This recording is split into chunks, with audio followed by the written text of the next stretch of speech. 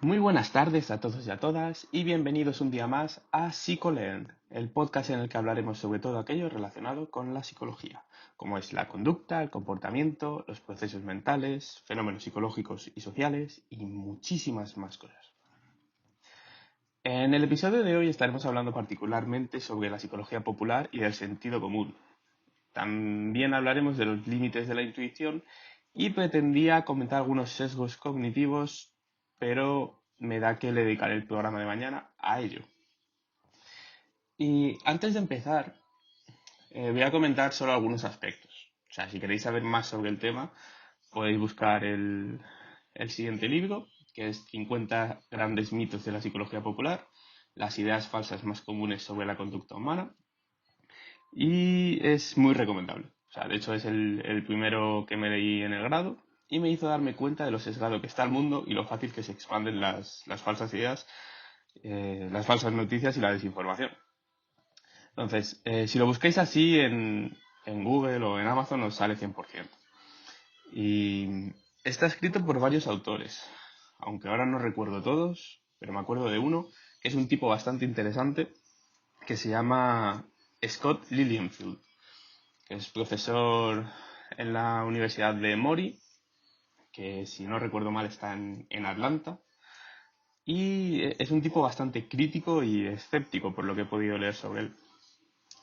De hecho, ha criticado aspectos relacionados con la investigación en autismo y el tema de las vacunas, y a la teoría del EMDR, o lo que es lo mismo, desensibilización y reprocesamiento por los movimientos oculares, y por sus siglas en inglés, Eye Movement Desensitization and Reprocessing, por las siglas, como acabo de mencionar.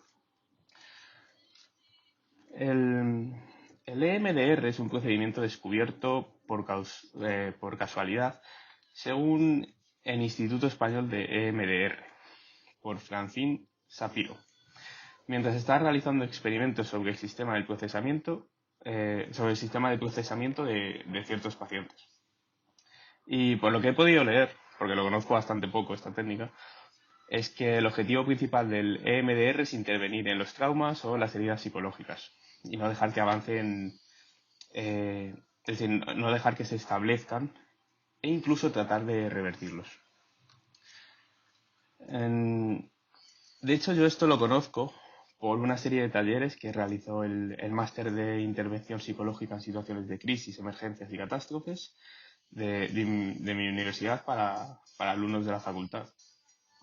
Y de hecho me lo he apuntado para investigar sobre este tema y dedicarle un programa concreto un día de estos. Bueno, vamos allá. Como ya comenté ayer, los seres humanos interpretamos el comportamiento y los procesos mentales por el psicólogo natural, el psicólogo que tenemos dentro de todos y cada uno de nosotros. Y ese psicólogo natural se basa en lo que aprendemos a través de la experiencia.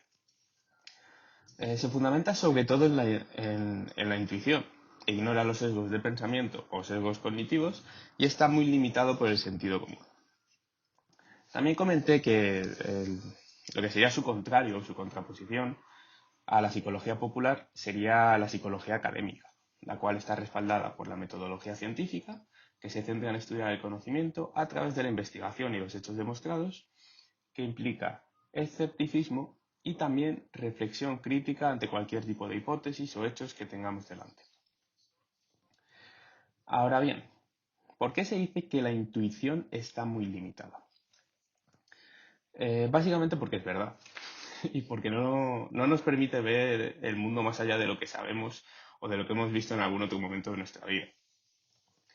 La intuición es un fenómeno prácticamente automático en el que tú sientes o ves algo muy claro y de manera muy rápida. O sea, no sé si esto os recuerda un poco a que el ser humano les gusta, o sea, al ser humano le gusta tener respuestas rápidas y certeras en el momento, y cuanto menos tardes, mejor, ¿vale? Y también es un fenómeno en el que no interviene la razón. Por tanto, no se razona en este fenómeno. Esto no quiere decir que la intuición sea mala. De hecho, nos podría salvar la vida, ya que si no atiende a la razón, seguramente lo haga las emociones y puede ser vital en situaciones críticas en las que hay un corto tiempo para ejercer una respuesta. Em, Básicamente lo que quiero decir es que no estamos razonando si utilizamos la intuición. Y esto puede sesgar el mundo y puede hacer que veamos el mundo de una forma distinta a como realmente es, o que veamos solo una parte del mismo. Os voy a lanzar una pregunta que nos hicieron a nosotros en los primeros días de clase y del grado realmente, porque esto fue en primero, que es bastante común y que seguramente la hayáis escuchado alguna vez. Y, y bueno, allá va. O sea, básicamente sabemos que es casi imposible doblar una hoja de papel de 1 milímetro de grosor más de 7 veces por la mitad. Pero la pregunta es, ¿qué grosor tendría una hoja de papel doblada 100 veces? ¿Vale? Entonces, ¿cómo pensáis que sería el grosor de ese trozo de papel? Pues bueno, os animo a hacer una estimación numérica, ya sea en centímetros, en metros, en kilómetros, como si queréis medirlo en micras, lo que sea, ¿vale? Poner un rango al grosor que tendría ese doblez y a ver si sois capaces de acercaros a la respuesta. Espero que lo hayáis pensado ya y si no, pues bueno, parad el episodio, lo pensáis o lo buscáis si queréis, si os gustan las respuestas rápidas y listo. Bueno, pues esto se calculó mediante una fórmula de la cual no me acuerdo, sinceramente, pero que tenía logaritmos y exponentes y esas cosas matemáticas que me encantan realmente, porque me gustan mucho las matemáticas, pero donde no vamos a entrar porque esto es un podcast de psicología. Entonces, bueno, acordaos del tamaño o el rango que habíais pensado para este doble y compararlo ahora. Y de hecho, no os voy a dar el resultado de los 100 todavía. Os voy a decir cuánto me diría si lo doblásemos 42 veces. ¿Y por qué 42? Por esto. Porque si doblamos una hoja de papel de 1 milímetro de grosor 42 veces seguidas, dicho doblez tendría una distancia mayor a la que hay entre la Tierra y la Luna, que es de 384.400 kilómetros. Si lo doblamos 52 veces, podríamos ir de la Tierra al Sol, cuya distancia es prácticamente de 150 millones de kilómetros, y si lo doblamos 6 veces más, es decir, 58, el grosor sería el tamaño del ancho del sistema solar, unos 12.000 millones de kilómetros. Si llegamos a doblarlo 70 veces, llegaríamos a Alpha Centauri, que es la estrella más cercana a nuestro sistema solar, y que está a unos 4 años luz. Que bueno, no he hecho los cálculos, pero es mucho. Y con 86 sería mucho más ancho que nuestra galaxia. Nos estamos acercando al 100 ya. ¿Qué pasará? Pues bueno, con 90 llegaríamos a Andrómeda, que es la galaxia más cercana a nuestro sistema y que está a unos 2 millones de años luz. Y por fin, con 100, tendría un tamaño de 10.000 millones de años luz, que podría asemejarse a los objetos o lo que sea que haya en el espacio que están más alejados y que se han podido observar. Ahora bien, ¿qué pasa si lo doblamos una vez más? Si lo doblamos 101 veces. Pues pasa que sería más grande que todo el universo conocido. Y bueno, es eso. Y realmente es impactante cuando no lo conoces, cuando es la primera vez que lo oyes. Pero es así. O sea, la fórmula matemática lo ha demostrado. Lo que no se puede demostrar es digamos, en la vida real como tal, porque si no lo sabéis, el récord de dobleces está en 13 de una hoja de papel. Y creo que data a día de hoy, estamos en 2020, del 2011 o algo así. O sea que llevan bastantes años ahí atascados. Pero bueno, no sé si os habéis acercado a la respuesta. Se lo he preguntado antes a mi hermana. Me ha dicho, o sea, me ha hecho como, o sea, me ha puesto un tamaño con la mano, que yo calculo que serán unos 5 centímetros. Y de hecho le he dado un folio y le he dicho, venga, dóblalo, tal. Lo ha doblado 6 veces y ya era de 5 centímetros en la hoja de papel. O sea que se ha quedado muy, muy lejos de la respuesta. Y, y bueno, si os preguntáis que por qué es posible esto, es decir, que el grosor de una hoja de papel pueda llegar a ser más grande que todo el universo conocido, simplemente se debe a que las progresiones geométricas, ¿vale? Que es en lo que se basa el doblez de la hoja, avanzan a un ritmo altísimo y contraintuitivo, o muy difícil de intuir, así a primera vista. Entonces, en este caso, la progresión consiste en multiplicar el término anterior por 2. De manera que si empezamos teniendo un grosor de 1 milímetro, al doblarlo tendremos un grosor de 2. Luego, con el segundo doblez que hagamos, esos 2 milímetros pasarán a ser 4, con el tercero pasarán a ser 8 y así sucesivamente. Y realmente es que aumenta de manera exponencial. No sé si está bien utilizado el término, pero yo diría que es de manera exponencial por cómo aumenta. O sea, y bueno, al principio pueden parecer números muy pequeños, ¿vale? Pero es que a medida que avanza, cada doblez es el doble del anterior. Y luego el doble del doble. O sea, es una locura. Y pues eso, cuando llevamos una cantidad de dobleces, se empieza a notar considerablemente que aumenta de forma muy, muy rápida. Es posible que os deje un enlace a un vídeo en la descripción para que veáis de lo que hablo, ¿vale? O sea, para que lo podáis ver con vuestros ojos que realmente sería posible que llegase a alcanzar este tamaño. O sea, que nosotros no lo visualizamos, pero para que veáis que tras unos cuantos dobleces, no sé si son 10, 11 o algo así, el, el papel empieza a ser bastante grande. Y bueno, a través de la intuición, que es como habéis estimado cuánto medía la hoja de papel doblada, nos quedamos muy lejos del dato real. Imaginad que esta es la forma de abordar los problemas, o que, más bien, que utilizando la intuición abordáis los problemas del día a día. Y que esta forma, es decir, que a través de la intuición los profesionales de la psicología eh, analizan y abordan los problemas de sus pacientes. O sea, sería un auténtico caos, sobre todo porque no encontraríamos resultados y podríamos llegar a equivocarnos gravemente. O sea, podría ser un problema muy serio en este sentido. Y bueno, vamos a ver ahora algunos mitos y sus orígenes, ¿vale? Ya que, bueno, hemos comentado un poco el tema de la intuición. Hay más preguntas de este estilo, ¿vale? Yo os he puesto una que me han hecho a mí y que la conocía y que la he visto, que me sorprendió muchísimo también. Y que, bueno, la he vuelto a probar y veo que hay... O sea, que es natural no pensar en un número tan grande cuando se hace esta pregunta. Bueno, las podéis buscar en internet. Yo os he planteado esta y me parece que es ilustrativa a lo que comento. Y bueno, vamos a ver ahora algunos mitos y, y los dos tienen un origen común, ¿vale? O sea, en otro episodio comentaremos cómo se originan los mitos.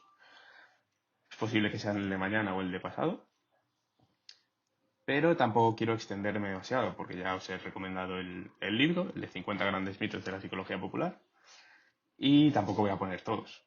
Voy a poner un par y listo, que es posible que sean los más comunes.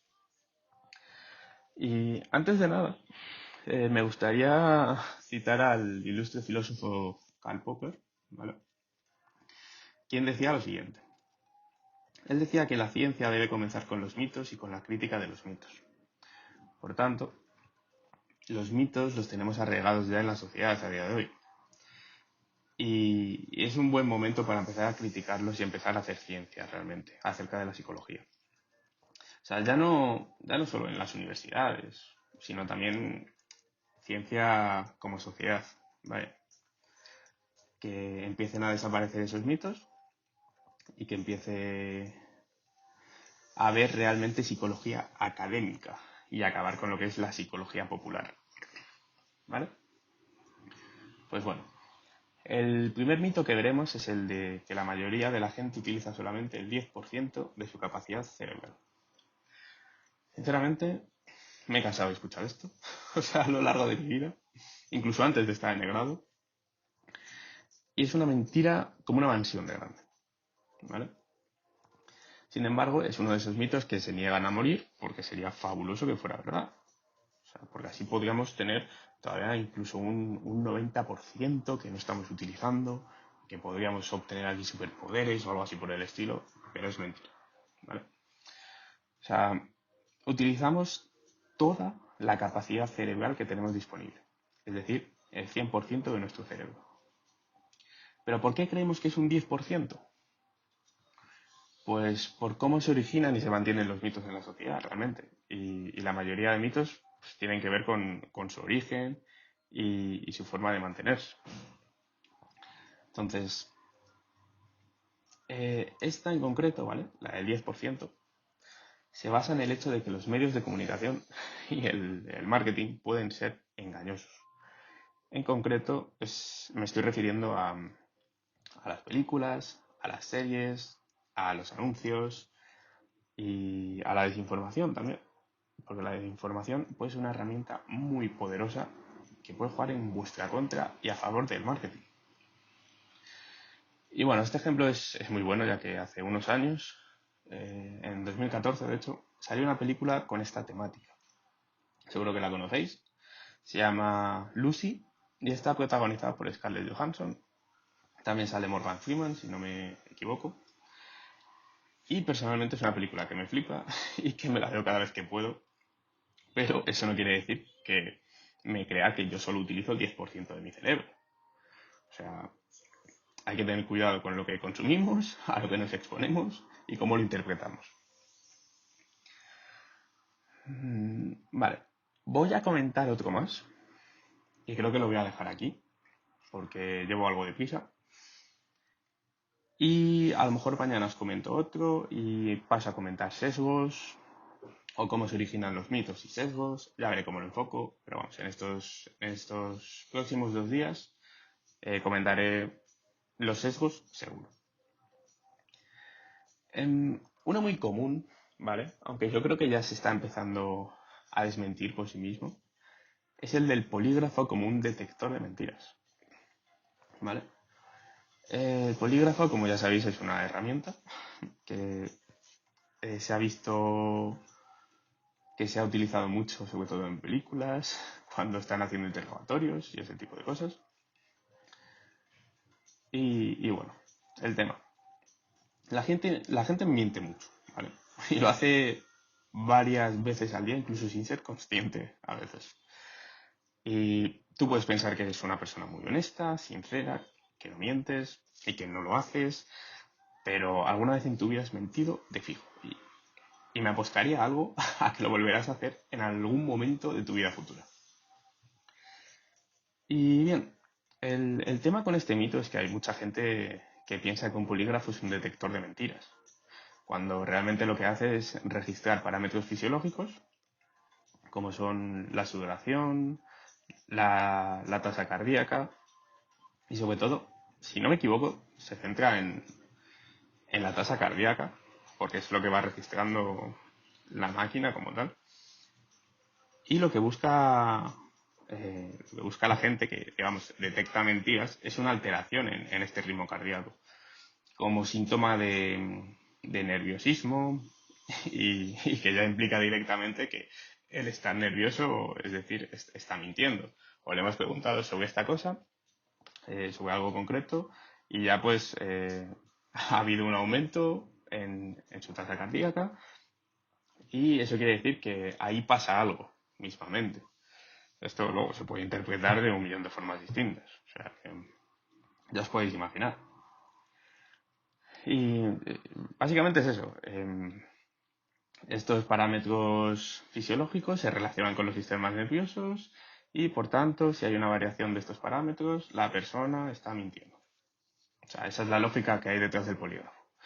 Y que, como os acabo de comentar, realmente son supuestos que pueden ser ciertos o no. O sea, puede ser que le haya entrado todos y que por eso su corazón pues haya descendido, o sea, su tasa cardíaca haya descendido un momento y luego ya vuelve a ser normal y puede haber coincidido con el momento de la pregunta. O sea, esto pasa muchísimas veces. O sea, no me refiero en cuanto estás en el polígrafo, pero si no. a que dos cosas coinciden en un momento y ya lo empiezan a asociar. O sea, es como funciona el condicionamiento clásico. Eh, Espero no haberme equivocado. Condicionamiento seguro. Creo que es el clásico. Porque también está el instrumental. Pero ahora mismo no lo recuerdo bien. Bueno, lo que sea. Pero es como funciona el... O sea, es en lo que se sustentan las bases del aprendizaje y el condicionamiento. En que puede haber causalidad y se pueden empezar a dar fenómenos porque ha ocurrido una cosa anteriormente. O sea, esto ya le dedicaremos un programa en el que haya repasado todo lo que tiene que ver con condicionamiento y aprendizaje y os lo comento.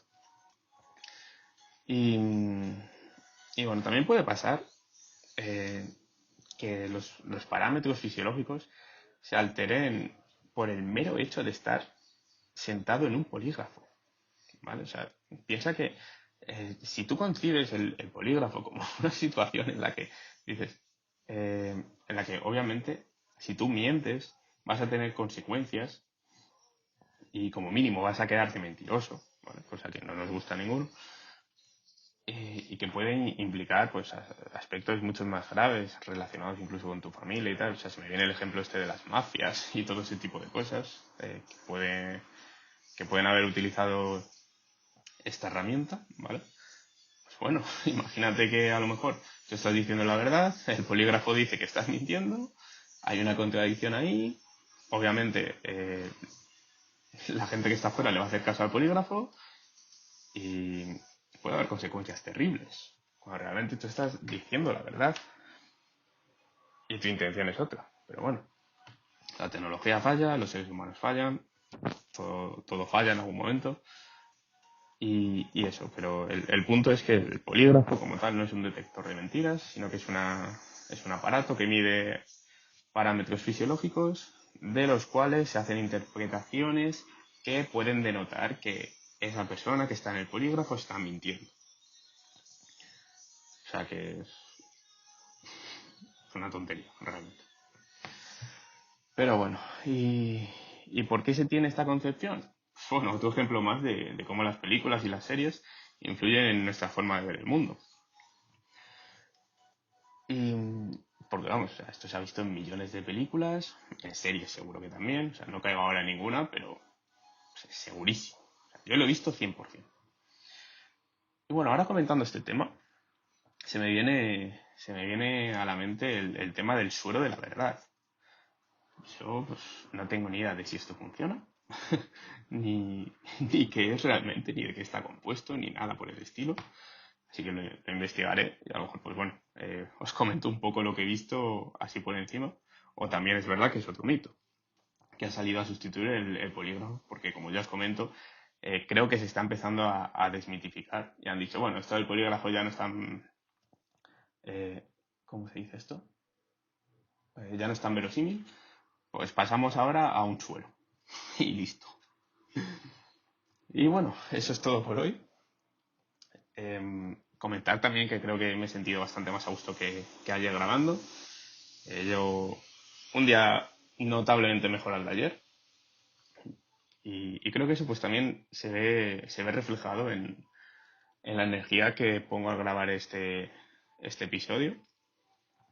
Y creo que también influye un poco el tema de la psicología popular, ¿no? Que es algo que me apetecía abordar pronto. Y bueno, os lo traeré aquí. Así que nada, eso es todo por hoy. Muchas gracias por escucharme un día más y hasta la próxima.